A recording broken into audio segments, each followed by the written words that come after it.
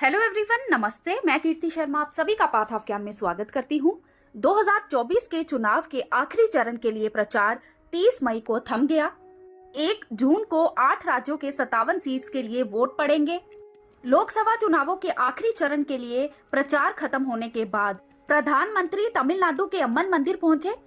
कन्याकुमारी में प्रधानमंत्री 45 घंटे यानी 1 जून की शाम तक ध्यान करेंगे और प्रधानमंत्री मोदी उसी रॉक मेमोरियल मंडपम में ध्यान करेंगे। यहाँ पर कभी स्वामी विवेकानंद जी ने ध्यान किया था।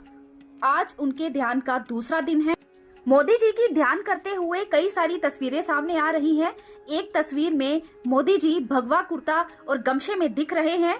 वो स्वामी विवेकानंद की प्रतिमा के सामने बैठकर ध्यान कर रहे हैं। प्रधानमंत्री ने चुनाव के दौरान 72 दिनों के अंदर 148 से ज्यादा रैली को संबोधित किया और अब समंदर की लहरों के बीच अपनी मौन साधना में लीन है।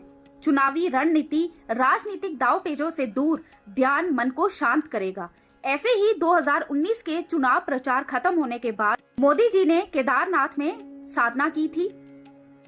नरेंद्र मोदी अपनी आध्यात्मिक और धार्मिक पहचान पर गर्व करते हैं और हमेशा उसको प्रदर्शित करने में पीछे नहीं हटते। प्रधानमंत्री नरेंद्र मोदी की पर्सनैलिटी ऐसी है कि वो अपने धर्म को धारण करते हैं, प्रदर्शित करते हैं और गर्व करते हैं। स्वामी विवेकानंद के विचारों का प्रधानमंत्री नरेंद्र मोदी जी के जीवन में काफी महत्व है और उनसे जुड़े इस स्थान पर ये साधना भी बेहद खास है। स्वामी विवेकानंद जी कहते थे, हर काम को 3 चरणों से गुजरना पड़ता है, उपहास, विरोध और स्वीकृति। ध्यान मंडपम की खास बात यह है कि ये वही स्थान है यहाँ स्वामी विवेकानंद ने देश भ्रमण के बाद 3 दिनों तक ध्यान किया था। यही उन्होंने विकसित भारत का सपना देखा था।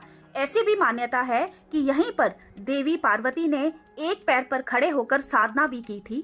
प्रधानमंत्री मोदी के यहाँ आने से पूरी दुनिया की निगाहें यहाँ पर है। प्रधानमंत्री मोदी की ये मेडिटेशन कई देशों पर असर डालने वाली है, क्योंकि प्रधानमंत्री मोदी अब तक यहाँ पर भी पहुंचे हैं। वहाँ के टूरिज्म को लाजवाब रफ्तार मिली है।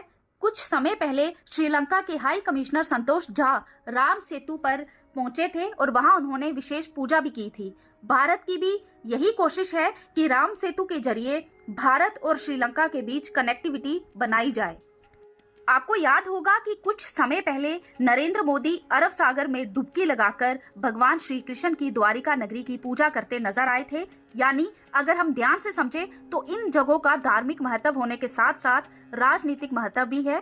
यह रणनीति सागरमाला प्रोजेक्ट का एक हिस्सा भी हो सकती है। सागरमाला प्रोजेक्ट प्रधानमंत्री मोदी जी का ड्रीम प्रोजेक्ट है।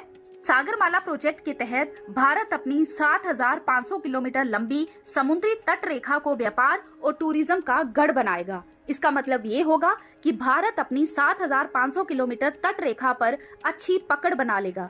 अरब सागर से हिंद सागर तक दुनिया का 50 से 60% तक व्यापार होता है। दुनिया भर का 2/3 तेल इसी रास्ते से गुजरता है। ऐसे में भारत अपनी पूरी तट रेखा को मजबूत कर रहा है।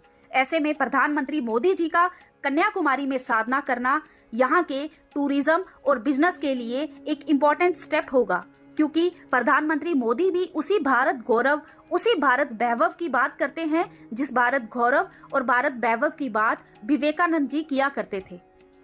आई होप ये इन्फॉर्मेशन आपको अच्छी लगी होगी।